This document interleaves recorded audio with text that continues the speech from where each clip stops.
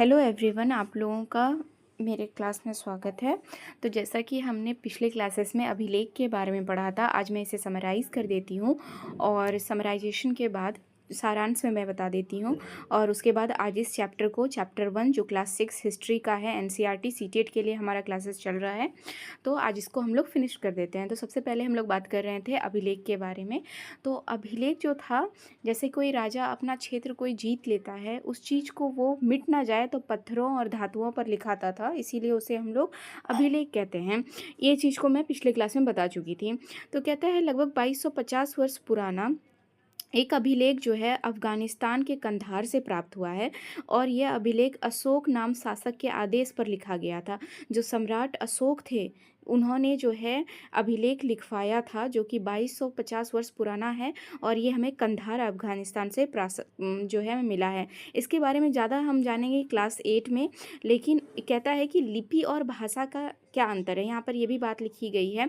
कहता है लिपि जिसकी वजह से हम लोग लिख पाते हैं, अक्षरों का ज्ञान होता है, और भाषा जो कि हम बोलते हैं पढ़ते हैं, वो भाषा है। और ये जो कंधार में अभिलेख मिला है जिसे सम्राट अशोक ने लिखवाया है, अभिलेख इस क्षेत्र में प्रयुक्त होने वाली यूनानी तथा आरामाइक दो विभिन्न भिन्न भिन्न लिपियां भाषाओं में हैं। मतलब कहता है कि ये आरामाइक में है और यूनानी में है। अब हम लोग जो है आगे बढ़ते हैं। कहता है इसके अतिरिक्त कई वस्तुएं अतीत में बनी और प्रयोग में लाई जाती थी। ऐसी वस्तुओं का अध्ययन करने वाला व्यक्ति पुरातत्वविद कहलाता था, जो कि ताड़पत्र को पढ़ ले, अभिलेख को पढ़ ले, या भुर्ज जो पेड़ है उसके छाल में लिखा हुआ है उसको पढ़ ले। ठीक है, पांडुलिपि कह सकते हैं, या फिर अभिलेख को जो पढ़ता है उसको पुरातत्वविद कहते हैं। ठीक है, और पुरातत्वविद जो है पत्थर और ईंट से बनी इमारतों के अवशेषों, चित्रों तथा मूर्तियों का अध्ययन करते हैं। और इस चीज़ को आप लोग नोट डाउन कर लीजिएगा। ये PYQs है, यहाँ से पहले भी क्वेश्चन बना हुआ है कि पुरातत्वविद जो है वो क्या क्या चीज़ का अध्ययन करते हैं। तो इमारतों के अवशेषों का, चित्रों का तथा मूर्तियों का अध्ययन करते हैं। औजारों का औजार जो है, हथियार उस टाइम के, बर्तन जो थे उन सब का करते थे। फिर उसके बाद कहता है था सिक्कों से प्राप्त किए गए छानबीन। तो आप लोगों को यहाँ पर याद रखना है, सिक्का की प्राप्ति छानबीन, खुदाई भी करते थे। तो आप हथियार हो गया, उसके बाद फिर औजार हो गया, बर्तन, आभूषण, सिक्के, इन सब की खुदाई करते थे, छानबीन करते थे। इनमें से कुछ वस्तुएं पत्थर की पकी, मिट्टी तथा कुछ धातु की बनी हो सकती थी। ऐसे तत्व कठोर तथा जल्दी नष्ट नहीं होते थे। जैसा कि मैंने प्रीवियस क्लास में पढ़ाया है कि पांडुलिपियाँ नष्ट हो गई क्योंकि वो कठोर नहीं थी, वो लिविंग थिंग्स थी। और ये सारे नॉन लिविंग थिंग्स से ये नष्ट नहीं हो पाए, जैसे इमारतें हो गई, ईंटें हो गई, औजार, सिक्के, ये सब नष्ट नहीं हो पाए। तो इन पुरातत्व जो है इनसे जानकारी प्राप्त करते हैं। पुरातत्व जो है जानवरों, चिड़ियों तथा मछलियों की हड्डी भी ढूंढते हैं। ये भी आपके लिए बहुत बहुत इंपॉर्टेंट है, ये वाला लाइन बहुत इंपॉर्टेंट है। एक जो मैंने हथियारों का बताया है, और दूसरा ये जो जानवरों की, चिड़ियों तथा मछलियों की हड्डी भी ढूंढते थे, इन्हें भी आप इम्पॉर्टेंट मार्क कर लीजिएगा। इनमें से इससे उन्हें यह जानने में मदद मिलती थी कि अतीत में लोग क्या खाते थे। तो पुरातत्व जो है जानवर और चिड़िया तथा मछली की हड्डी क्यों ढूंढते हैं, कि अगर इनके साक्ष्य प्राप्त हुए हैं तो इससे हमें ये पता लगेगा कि उस टाइम के लोग क्या खाते थे, वनस्पतियों का ज़्यादा उपयोग करते थे कि नहीं करते थे, इन सब का यूज़ करेंगे। यदि अन्न के दाने अथवा लकड़ी के टुकड़े जल जाते तो वो जले हुए रूप में बचे रहते हैं। मतलब अन्न का दाना भी मिला है, लकड़ी के टुकड़े, अगर वो किसी कारणवश जल गया है तो वो जले रूप में राख के अवशेष के रूप में है, और पुरातत्वविद जो है इसे पता लगा लेते हैं। क्या और वहाँ पर जो है पुरातत्वविदों को बहुधा, बहुधा का मतलब होता है प्रायः, कपड़ों के अवशेष मिलते होंगे। कहता है कि क्या कपड़ा के अवशेष भी मिले हैं, तो हड़प्पा के सभ्यता में कपड़े के अवशेष भी मिला है, जो कि हम लोग नेक्स्ट क्लास में पढ़ेंगे। नेक्स्ट है पांडुलिपियों, अभिलेखों तथा पुरातत्व से हमें ज्ञात जानकारियों के लिए इतिहासकार प्रायः स्रोत शब्द का प्रयोग करते हैं। ठीक है, कहता है पांडुलिपि से जो हमें, जो ताड़ वृक्ष वाला था, अभिलेख जो मैंने बताया, इन सब पुरातत्व से, इन सब से जो ज्ञान मिल रहा है ना, उनको इतिहासकार इन्हें स्रोत कहते हैं, सोर्स कहते हैं। ठीक है, स्रोत के प्राप्त होते ही अतीत के बारे में पढ़ना बहुत रोचक हो जाता है। अगर हमें सिक्के, हथियार या फिर औजार, बर्तन, ये सब मिल जाते हैं तो और जानने के लिए इच्छुक हो जाते हैं कि उस टाइम के लोग क्या क्या करते थे, क्योंकि इन्हें स्रोत की सहायता से हम धीरे धीरे अतीत का पुनर्निर्माण करते जाते हैं। अतः इतिहासकार तथा पुरातत्व, देखिए इतिहासकार जो है अभिलेख हो गया, पांडुलिपि हो गया, इन सबको सोर्स कहते हैं, ठीक है। तो कहता है अतः इतिहासकार तथा पुरातत्वविद उन जासूसों की तरह हैं जो इन सभी स्रोतों का प्रयोग सुराग के लिए रूप में करते हैं, अतीत को जानने का प्रयास करते हैं। तो इस पैराग्राफ से आपको सिर्फ 2 लाइनें याद रखनी है कि पुरातत्वविद कौन है, पुरातत्वविद किनका जो है स्टडी करते थे, जैसे कि औजार के बारे में, बर्तन के बारे में बताया है। और सोर्स क्या होता है, स्रोत वर्ड याद रखिएगा, ये पहले भी क्वेश्चन बना है और 2025 के दिसंबर में जो क्वेश्चन आया था सीटेट का, वहाँ पर भी बना हुआ है। तो वहाँ पे आपको याद रखना है कि जानवर की हड्डी, मछली की हड्डी, इसीलिए वो ढूंढते थे ताकि पता लगा सके कि उस टाइम के लोग क्या खाते हैं।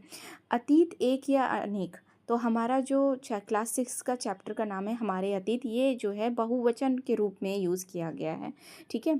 तो उसके बाद कहते हैं कि अलग अलग समूह के लोगों के लिए हम इस अतीत के अलग अलग मायने थे। उदाहरण के लिए पशुपालक अथवा कृषक का जीवन राजाओं तथा रानियों का जीवन से तथा व्यापारियों का जीवन शिल्पकारों के जीवन से बहुत भिन्न था। जो आम लोग थे और जो खास लोग थे, इन सभी का जीवन एक दूसरे से अलग रहता था। जैसा कि हम आज भी देखते हैं कि उस समय भी देश के लोग अलग अलग हिस्सों में लोग अलग अलग व्यवहारों और रीति रिवाजों का पालन करते हैं। जो लोग बिहार से हैं उनका अलग रीति रिवाज है, जो उड़ीसा से हैं, महाराष्ट्र से हैं, उनका अलग अलग रीति रिवाज है। तो कहता है कि क्षेत्र के हिसाब से भी पड़ता है। उदाहरण के लिए आज अंडमान द्वीप के अधिकांश लोग अपना भोजन मछलियाँ पकड़कर, शिकार करके तथा फल फूल संग्रह द्वारा प्राप्त करते हैं, क्योंकि वो लोग कोस्टल, वो द्वीप पर रहते हैं जो चारों तरफ पानी से घिरा हुआ है। इसी वजह से वो मछलियों को पकड़ते हैं और द्वीप पे थोड़े बहुत जो भी वनस्पति हैं, नारियल वगैरह, उन सब का वो यूज़ करते हैं। इसके विपरीत शहरों में रहने वाले लोग खाद्य आपूर्ति के लिए अन्य व्यक्तियों पर निर्भर करते हैं। इस तरह के भेद अतीत में विद्यमान थे। ये हमें बेसिकली भेद बता रहा है कि उस टाइम के लोगों में जो कृषक थे, पशुपालक थे, राजा रानी थे, एक दूसरों से जीवन उन लोगों का कैसा अलग था। यहाँ से क्वेश्चन आपका नहीं बनने वाला है, तो ऐसे ही पढ़ लीजिएगा। इसके इसके इसके अतिरिक्त एक अन्य तरह का भेद है। उस समय शासक अपनी विजयों का लेखा जोखा रखते थे। यही कारण है कि हम उन शासकों का, उनके द्वारा लड़ी जाने वाली लड़ाइयों के बारे में काफ़ी कुछ जानते हैं। मतलब उस टाइम का जो शासक था ना, वो लेखा, जैसे अभिलेख में ही बताया, अशोक का बताया, समुद्रगुप्त है, उन्होंने जो है लेखा जोखा रखा है, तब तो हम जान पा रहे हैं। अगर नहीं रखते तो हम लोग उनके बारे में कभी भी इतना नहीं जान पाते। जबकि शिकारी, मछुआरे, संग्राहक, कृषक, पशुपालक जैसे आम आदमी प्रायः अपने कार्यों का लेखा जोखा नहीं रखते थे। तो जो मछुआरे हैं, उस टाइम के शिकारी हैं, वो क्या ही अपना लेखा जोखा रखेंगे, क्योंकि वो उनके पास इतना था कि नहीं उनको लिखवा सकें, और ना ही उन्हें इजाज़त थी। पुरातत्व की सहायता से हमें उनके जीवन को जानने में मदद मिलती है। हालांकि अभी भी इनके बारे में बहुत कुछ जानना शेष है। बहुत कम जानकारी हमारे पास अवेलेबल है। जो भी जानकारी है वो राजा रानियों के बारे में है, और उनके अभिलेख में जो आम लोगों के बारे में बताया गया है, सिर्फ हम उसके बारे में जानते हैं और हमें कुछ नहीं पता है। लास्ट हम लोग देखते हैं तिथियों का मतलब क्या है, और ये लास्ट टॉपिक है। कहता है जो तिथि है, डेट है, उसका क्या मतलब होता है। अगर कोई तुमसे तिथि के विषय के बारे में पूछता है तो तुम शायद उस दिन की तारीख, माह, वर्ष, जैसे कि 2000 या इसी तरह के कोई वर्ष बताओगे। वर्ष की यह गणना ईसाई धर्म प्रवर्तक ईसा मसीह के जन्म की तिथि से मानी जाती है। अतः 2000 वर्ष कहने का तात्पर्य है ईसा मसीह के जन्म से 2000 वर्ष के बाद। तो 2000 कह रहे हैं, मान लेते हैं कि 0 अगर, तो जो ईसा मसीह के जन्म के बाद है तो वहाँ पे हम लोग एडी लगाते हैं, ईसा मसीह के जन्म के बाद। और जो जैसे कि 2000 एडी होगा, 2000 एडी ईसा मसीह के जन्म के बाद। और जो ईसा मसीह के जन्म से पहले है तो उसको हम लोग बोलते हैं बिफोर क्राइस्ट, यानी कि बीसी, ठीक है। तो ईसा मसीह के जन्म से पहले, तो ईसा मसीह के जन्म के पूर्व की सभी तिथियों में ईसा पूर्व लिखा होता है, और इसी को इंग्लिश में बीसी कहते हैं, बिफोर क्राइस्ट। अभी तो बदल गया है के रूप में जानी जाती हैं। इस पुस्तक में हम 2000 को अपना आरंभिक बिंदु मानते हुए वर्तमान से पूर्व की तिथियों का उल्लेख करेंगे। तो इस चीज़ को आप लोग थोड़ा सा ध्यान दे दीजिएगा। अंग्रेजी में बीसी जो कि मैंने अभी तुरंत बताया, और हिंदी में ईसा पूर्व लिखते हैं। ईसा मसीह के जन्म से पहले तो ईसा पूर्व लिखेंगे, ईसा मसीह के जन्म के बाद तो लिखेंगे आफ्टर क्राइस्ट यानी कि एडी लिखेंगे या ईस्वी लिखेंगे, और इसे एडी को ही हम लोग एनो डोमिनी कहते हैं। कभी कभी पूछ देता है सीटेट, पुराने क्वेश्चंस देखिएगा तो आपको मिल जाएगा कि एडी का मतलब क्या होता है, तो एनो डोमिनी। तो ईसा मसीह के जन्म के अगर पहले की बात हो रही है तो उसको ईसा पूर्व बोलेंगे, और इंग्लिश में उसको बिफोर क्राइस्ट या बीसी बोलेंगे। अगर ईसा मसीह के जन्म के बाद है तो उसको बोलते हैं एडी एनो डोमिनी बोलते हैं, ठीक है।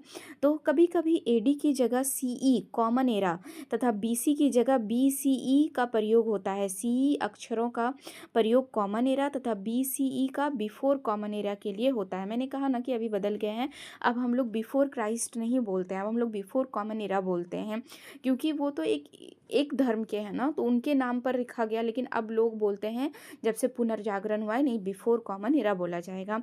हम इन शब्दों का प्रयोग इसीलिए करते हैं क्योंकि विश्व के अधिकांश देशों में अब इस कैलेंडर का प्रयोग सामान्य हो गया है। आप लोगों का मन करता होगा कि हम लोग जो है शक संवत का यूज़ क्यों नहीं करते हैं, या फिर अरबी कैलेंडर का यूज़ क्यों नहीं करते हैं, क्योंकि ये सब जगह कॉमन नहीं है। अभी जो ये बिफोर क्राइस्ट या एनो डोमिनी है, ये कॉमन है, सब जगह यही चल रहा है। इसी वजह से हम लोगों को भी तिथियों के लिए इसी का यूज़ करना पड़ रहा है। भारत में तिथियों का के इस रूप में प्रयोग लगभग 200 वर्ष पूर्व आरंभ हुआ था। तो हम लोग जो इंडिया में यूज़ कर रहे हैं वो 200 वर्ष पूर्व आरंभ हुआ था। कभी कभी अंग्रेजी के बीपी अक्षरों का प्रयोग होता है, जिसका तात्पर्य है बिफोर प्रेजेंट, वर्तमान से पहले। तो ये सब चीज़ें आप लोगों को याद रखनी पड़ेंगी, और हालांकि आप लोगों को आता होगा। तो और आगे देखते हैं, जैसा कि हमने पहले पढ़ा, अभिलेख कठोर सतह पर उत्कीर्ण करवाए जाते हैं।